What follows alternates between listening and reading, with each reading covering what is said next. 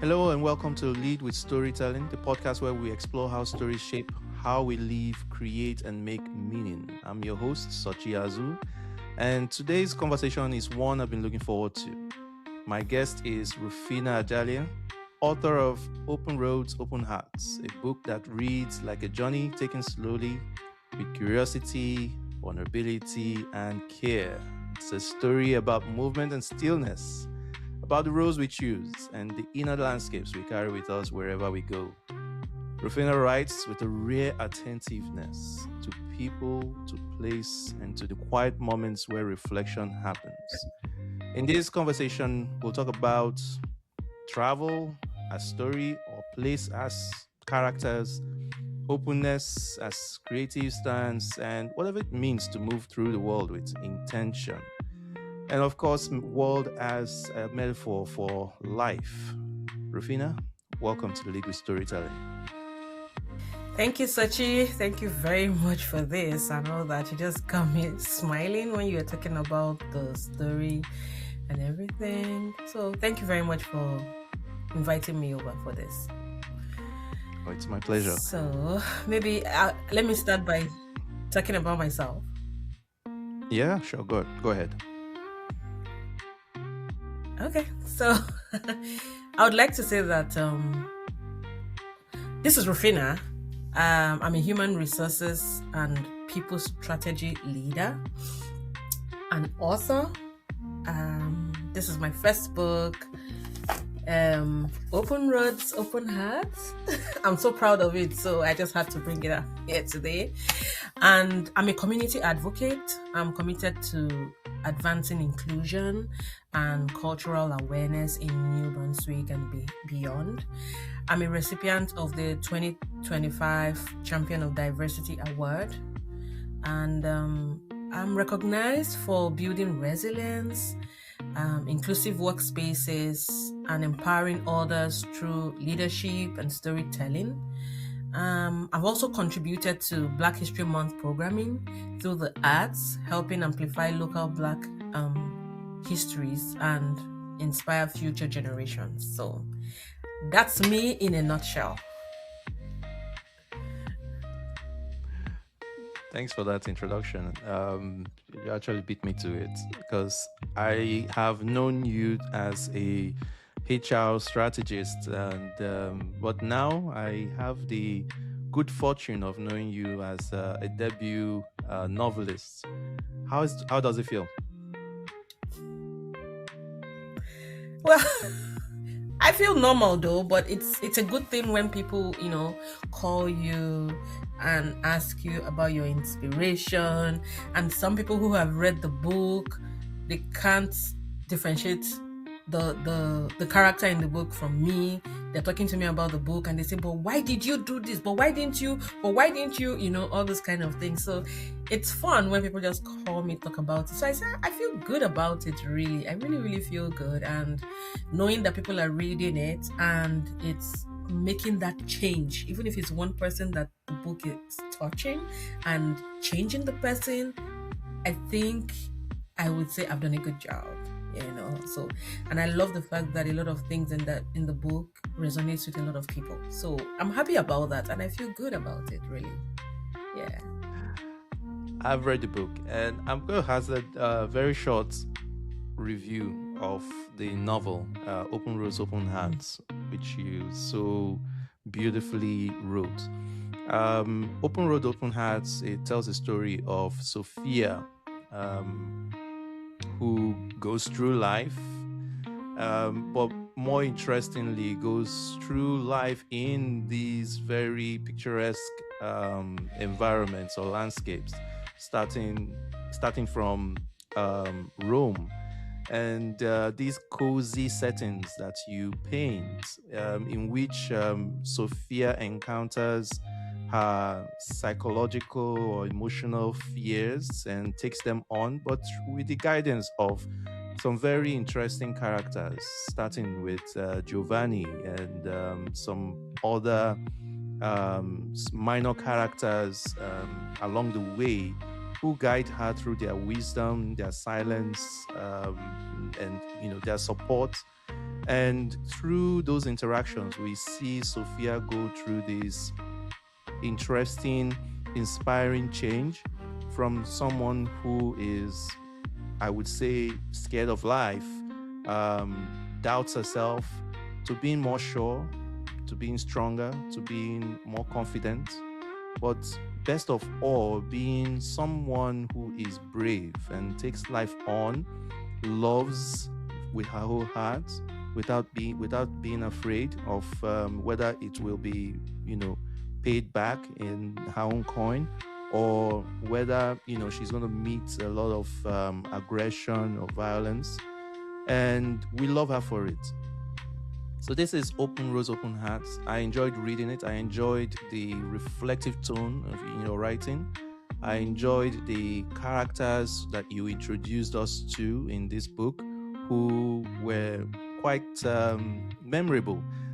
Sophia herself being memorable, it's no surprise to me that people would ask you, or even want to attribute her qualities to you or your qualities to her, and that makes for very good conversation. And I think that's part of the conversations, part of those conversations that we're going to have here on this podcast. So thank you again for writing this book. It was really an immense joy and a pleasure to read. Thank you very much for that. And maybe I should just even, I know a lot of people would want to know what actually inspired me, right, to write the book. Please. Yeah. So I like to say, I did not set out to be an author, right? I was just scribbling notes.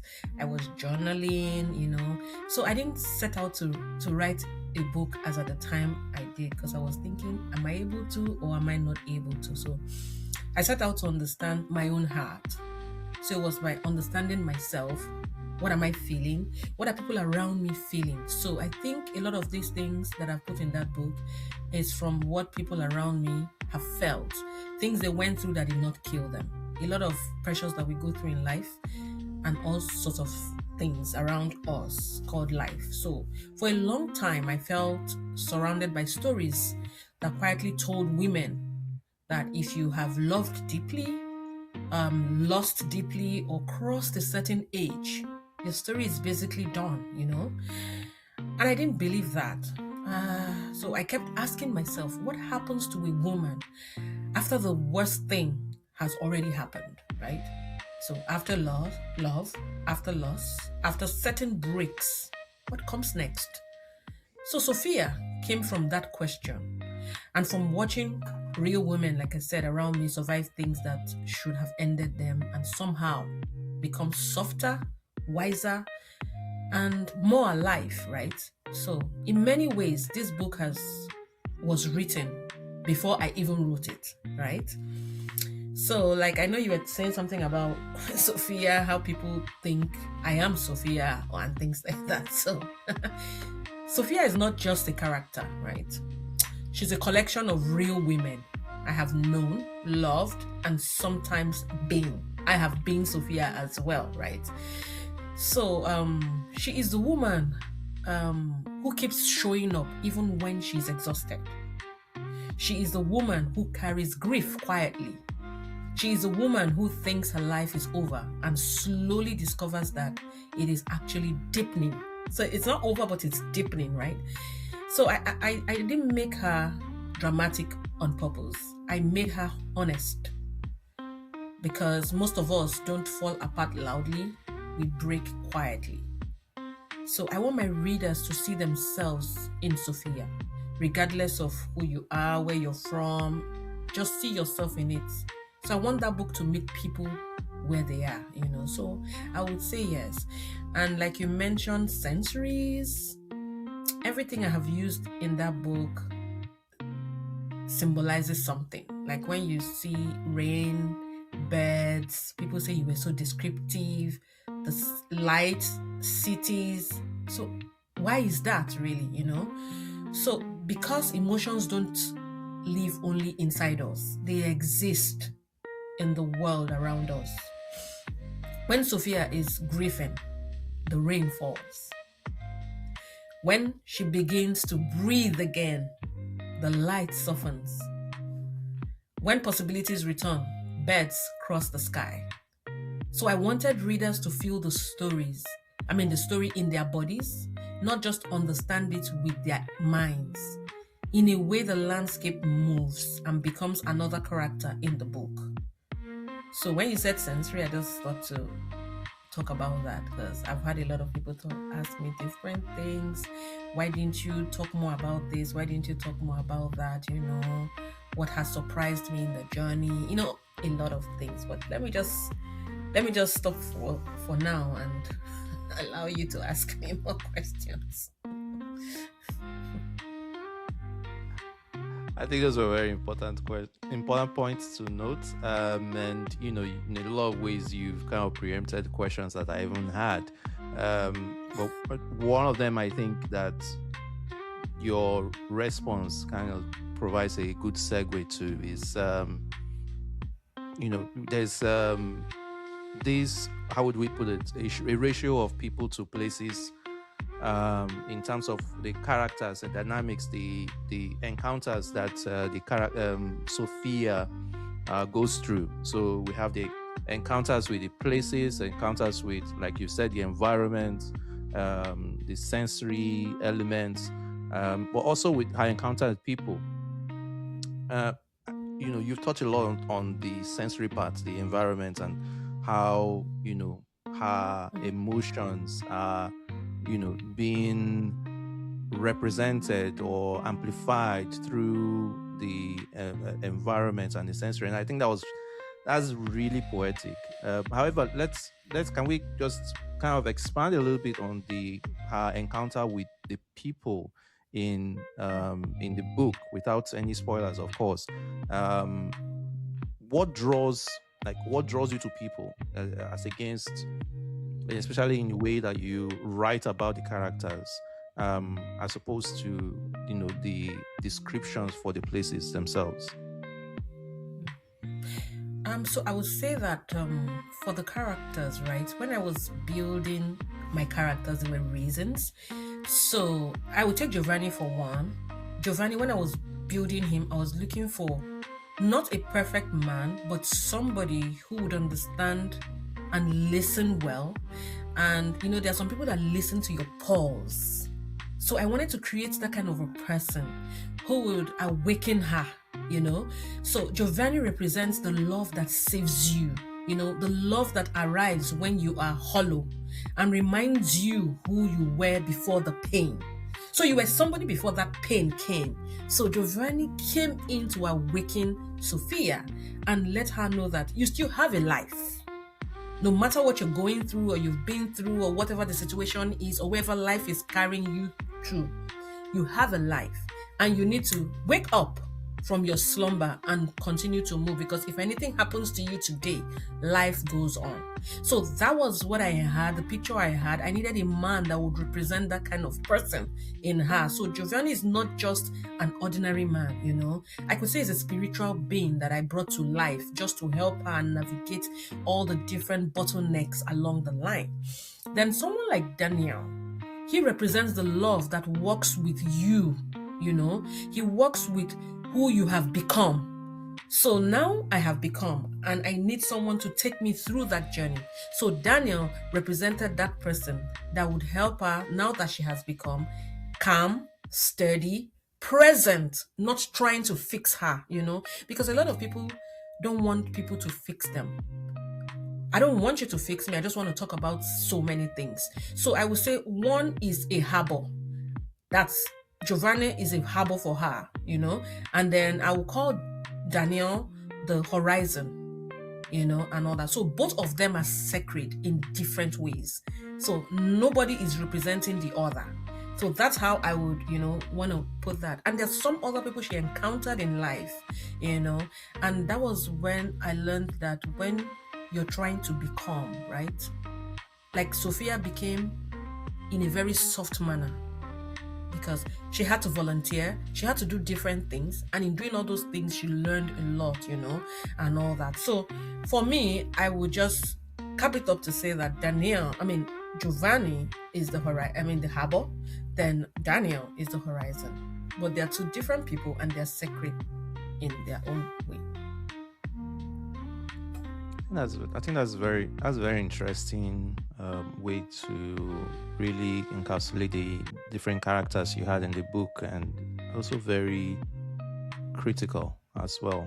Because you do a lot of introspection in this book, and it's no wonder that the style itself kind of complements your personality. But I'm also curious, how in writing this book, you kind of shown a lot of courage, not just infusing the courage into your characters, but in writing this book, has it changed the way you see the world, the way you observe, and the way you interact now with people? So, yes, because I would say that while I was writing this book, at some point I felt like the characters were actually fighting me, right? So, and I'm the kind of person that now think that whatever we want in life, right, put it out there in the universe and it will come to us. Because if I can create a character in my head and put it out there, now it's in the book to tell a story. It carries a story. So it has changed a lot of things about me, and I think knowing what I know now after writing this book, it has taught me to really be very patient. And you know how they say what will be would be. So life, we're here to live life, but we have to make the best use of life, right? So Sophia's Is it like story has, que sera, sera? sorry, Is it like that song? Que sera, sera, whatever will be, will be. will be exactly. So for me, it's a lot because I feel I've been able to pour out my heart through writing this book. So, and I think that's an outlet. I didn't think this was going to happen, but now I see it that I can commit more to it because that helped me to be more grounded. And it has helped me to understand what becoming is. It's like saying you have arrived. So when you arrived, how do you manage your arrival? So this book is teaching me that. And it also teaches me that there's light at the end of the tunnel. Never give up on life. Never give up. There's always hope. Once you believe, everything good will come to you, and things like that, So I would say yes, it's changed me in different ways in building the characters and the kind of person in who I am right now today. And it has also taught me that I can be whoever I want to be, Having a day job doesn't mean I can't do all the things, but I love my job. I love my HR job. Oh my God. But you see, writing is like that thing that helps me to ease off stress. So it's something I do happily, without even thinking it. So I think I want to do it more. And what again do I want to say? So if you read this book only for its plot, you will meet Sophia, a woman who lives love, loss, and begins again. But if you read it with your senses open, you will notice that the world around her is speaking just as loudly as she is. So it has also taught me that a lot of us are drowning in a lot of things going on in our minds. We're not able to speak it out and everything. So when you read this, you'll be able to understand that, see, you're not alone on this journey. They're always there. But my prayer is that for every situation you're going through, there'll be someone to go with you on that journey. And whatever is going on with that person, if that person's tenure or season is ending, there'll be another person to take you and move you to the next level. So yeah, I would say it has changed me a lot, and I think I love the change. I'm changing with it and I'm becoming, which is the most important thing. Awesome. I'm curious because, like I said in the beginning, I've always known you to be a HR professional. How do you make time to write?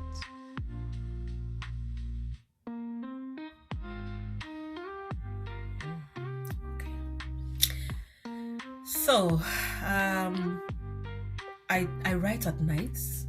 I write during the weekends, and maybe sometimes I'm sleeping, something just flips through my mind. I'm like, oh no, no, no, no, no. I just have to write this down, you know. So I just write when it comes, but I make sure that it's not during work time because they're two different things. Because you know, when you're an HR person, you're dealing with people and all that. And some of the experiences actually when dealing with people actually helped me, you know, in writing some of the things that I wrote down in the book and all that. So the weekends are for writing, nights are for writing, and maybe when I'm walking, when I'm eating, you know, they just come and I keep it there because I have a journal. I just journal down, you know. So I would say I have my own special time when I put down things, I write down things, but I just keep scribbling.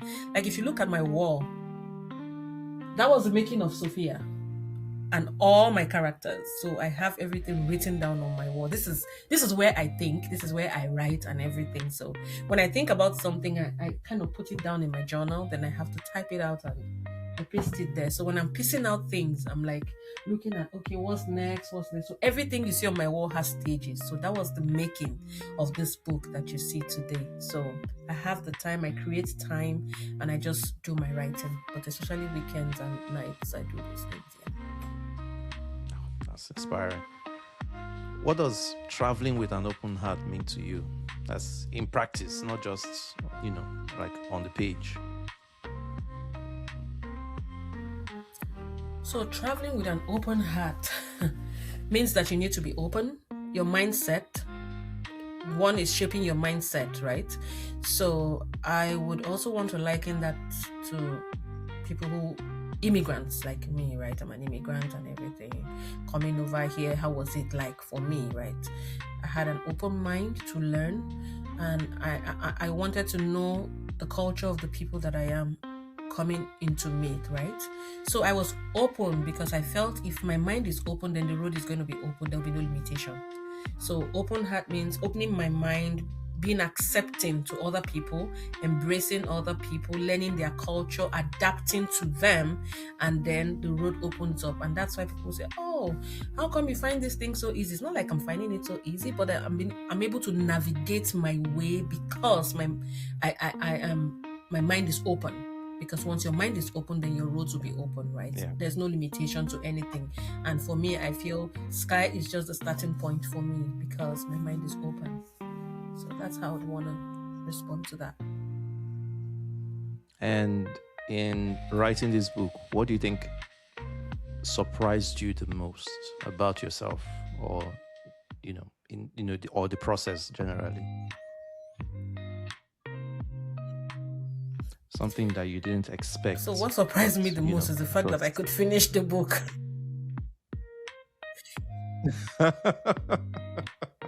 I would say. How could you not finish the book? I keep saying it honestly.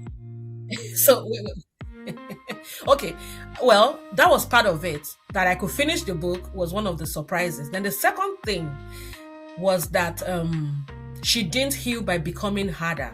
That's Sophia. So I would say that she didn't feel healed by becoming harder. She healed by becoming softer, right? And I thought she would become bold, fierce, unstoppable. Instead, her transformation was quiet, right? It was in a cafe, in books, in listening, in small acts of courage, right? So she taught me that rebirth is not firework. It's breath returning. So I think those were the things that surprised me, because as human beings, when you find out that there are changes, you want to be that bigger person, you want to say, oh, I have arrived, kind of a thing and all that. But Sophia just said no. Hers was quiet. So, and the way it happened in a cafe, in books, in just listening and having someone to just even listen to her. So in those small acts of courage, for me, so it's just it for me, So for me, I know that rebirth is not fireworks; it's breath returning. So yeah. And I think it's funny you mentioned, or rather interesting, when you mentioned some perspective around this immigrant perspective, in the construct, or of this novel, considering that the what is typical with immigrant stories is having to kind of redefine what success or living or purpose might be when you find yourself in a new place or a new climb. um I'm an immigrant, so this is really personal to me. Uh, how do you, or what tips do you give someone who might be in that kind of position and is having to reconcile some of the lessons or the learnings from this book with the realities of as an immigrant?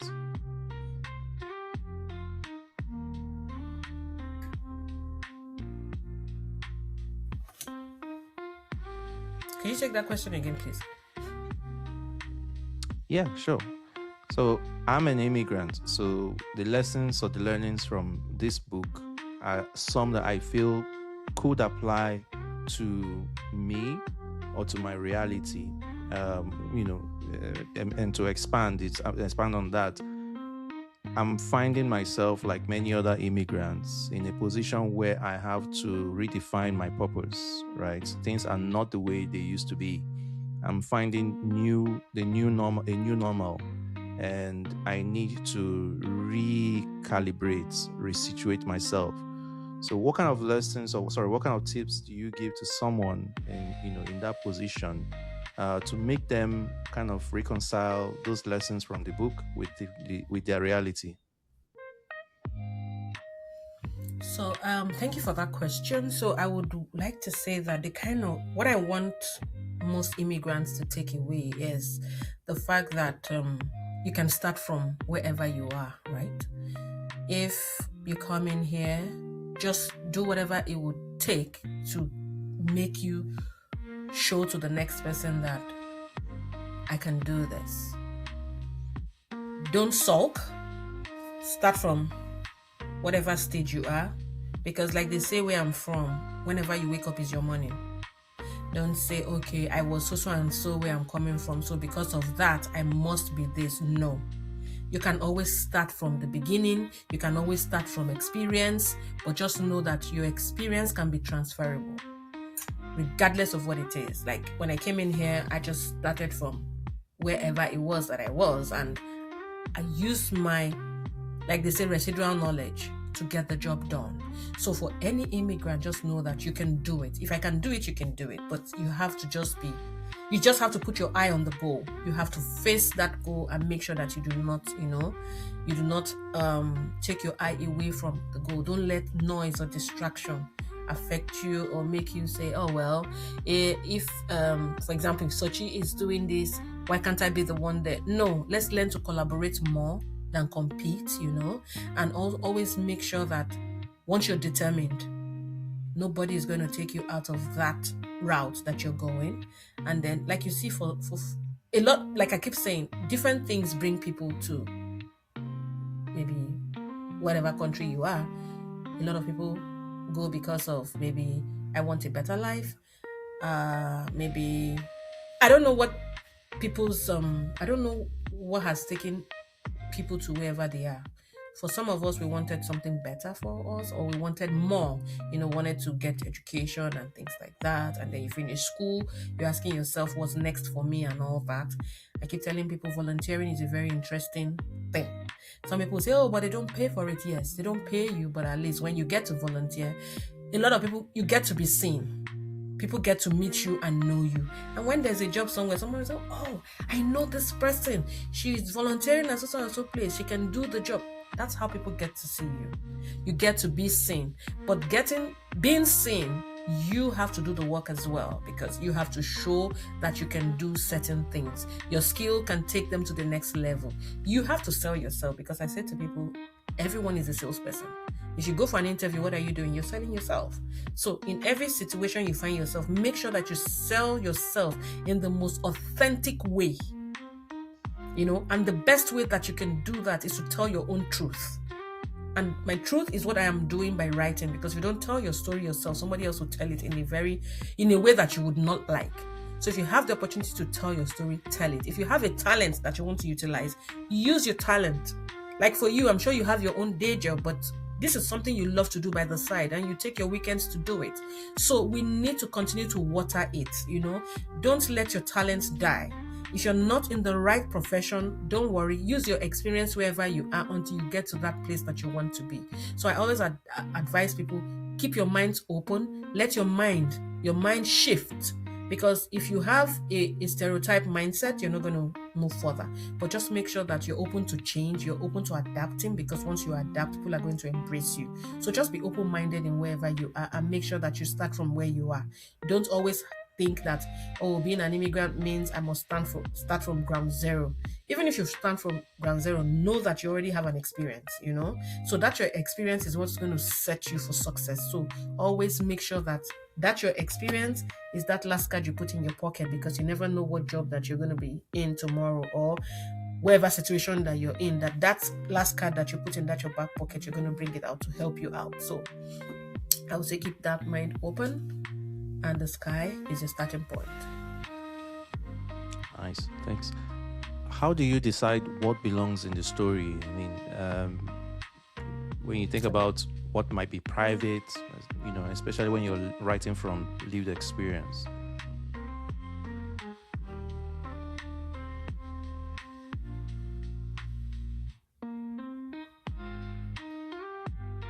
You broke. I didn't hear the question.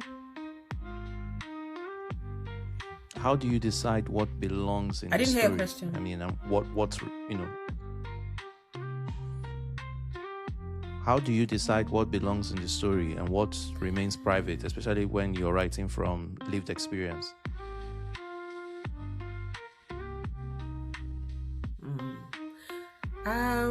So what belongs in the story is, I would say, everything that you read in that story, without even giving out anything, is what belongs in the story. Because when I started from my conversation, I had said is lived experience, is experience from people that I have known, things that people have gone through that did not kill them. So everything you see in this story belongs in that story. Anything that doesn't belong there, you don't see it there. So I don't know if I've answered the question, but that's how I would want to say it, and say that life does not end where we think it will, right? Sometimes it breaks us open. So something truer can go, but it's all about open roads, open hearts. Okay. So I have a great, you could call it a rapid fire segment of this conversation, but I'm going to keep that. We're just one question away from that segment. So let's assume, and it's not even an assumption. It's a fact that Open Roads, Open Hearts is an invitation to readers. So I would like you to say what kind of invitation it really is to your readers. So, Open Road, Open Heart, it's an invitation in the sense that it's not only telling a story, it's a story. It's something that everybody would feel. It's a book that everybody would resonate with, because regardless of who you are, you would feel it. It's a book that it's different, right? And when writing it, I just wanted people to feel.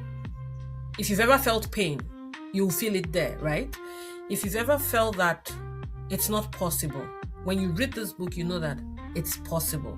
I don't want to really go into the detail of why I'm saying certain things are possible in life, but this book has shown that it's really very possible. And how would I even put this now? Writing it was not easy. I want people to read it so that I know that I did a good job. That's one part of it. Of course. I also want I also want readers to feel that how would I put this? Okay, I want them to, when you read this book, I want you to whisper to them that it's not too late. Not too late to love, not too late to begin again, not too late to become someone softer, braver, or more alive. And if one reader closes the book and chooses life a little more gently, then this story has done its work. Awesome. That's a great invitation, and I want to say thank you for sharing that. Not just the tip itself, but the whole book. It's a beautiful contribution to the world, and it's a gift that I'm sure many people will thank you for after they've read it. And now for our rapid fire questions. You ready?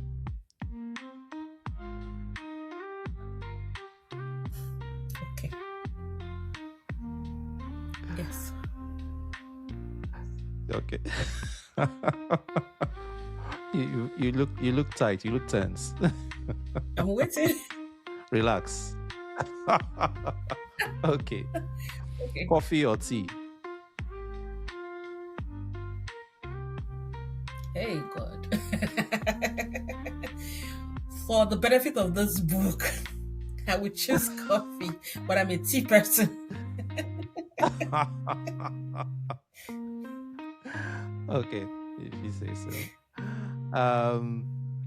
Would you prefer to carry a journal or to pick up a journal and write, or carry a camera and shoot?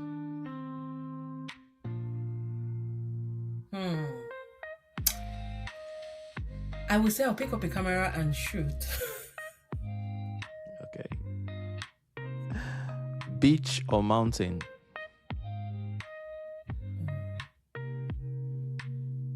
Beach. Oh my God. There are no right or wrong answers. Okay, beach. What is one book you've read that has impacted you immensely? I've read so many books, but there's one, To Say With Love. Who is that by? Do you remember? I forget the name of the man, but it was about the black man who was a teacher in a school, teaching students. Just, when you go into a classroom and then because you're black, nobody wants to respect you, kind of a thing.